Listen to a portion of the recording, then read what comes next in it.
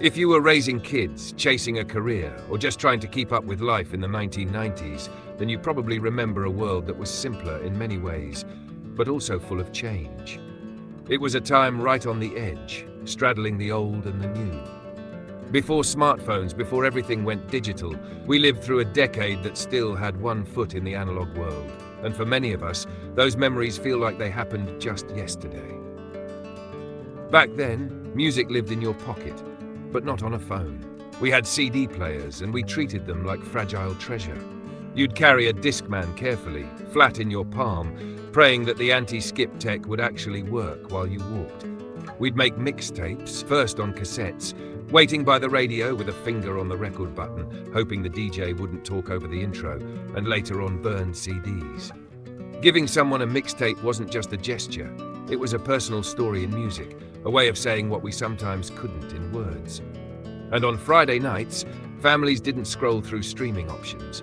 We went to the video store, Blockbuster, Hollywood Video, or maybe a local mom-and-pop shop. You'd walk the aisles under that soft fluorescent glow, scanning those plastic VHS cases, hoping the newest hit hadn't been rented out yet. And when you got home, there was that familiar whir as the tape loaded into the VCR. Maybe the picture wasn't sharp, and maybe the tracking needed adjusting, but that didn't matter. You were together, watching a movie, at home. Technology was inching forward, but still clunky by today's standards. Computers had floppy disks, those hard plastic 3.5-inch squares with tiny metal sliders.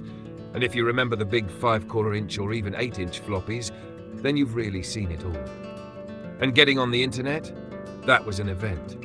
You'd sit through the long, screeching handshake of dial-up, hoping no one in the house picked up the phone and kicked you offline. And if they did, you'd yell from the other room, "I was in the middle of a download!" It wasn't instant, but it felt like magic. Weekends meant cartoons, and not just any cartoons. Saturday mornings were sacred. A bowl of sugary cereal, your favorite blanket, and new episodes of shows like Scooby-Doo, Beetlejuice, or Winnie the Pooh. That was childhood. And when the shows were done, you went outside. No screen time needed, just your bike, your friends, and your imagination. And speaking of childhood, remember Pogs? Little cardboard discs that took over playgrounds everywhere. Kids carried stacks of them, traded them, and played for keeps. Each one had its own flair, and the slammer you used was your weapon of choice. It wasn't just about winning, it was about being part of something. We also took photos without knowing if they'd turn out. Disposable cameras were in everyone's hands at birthdays, weddings, vacations. You'd wait days to get the film developed, only to find half the shots were blurry or someone had their eyes closed. But those prints, those real physical memories, were special. And school projects? They meant popping in a Microsoft Encarta CD-ROM. It wasn't quite the internet, but it felt like it. Articles, images, even little video clips, it was like holding the future in your hands. And if you were lucky, you'd kill some time playing Mind Maze, the built-in trivia game, and feel like a genius when you got a question right. Even travel had its quirks.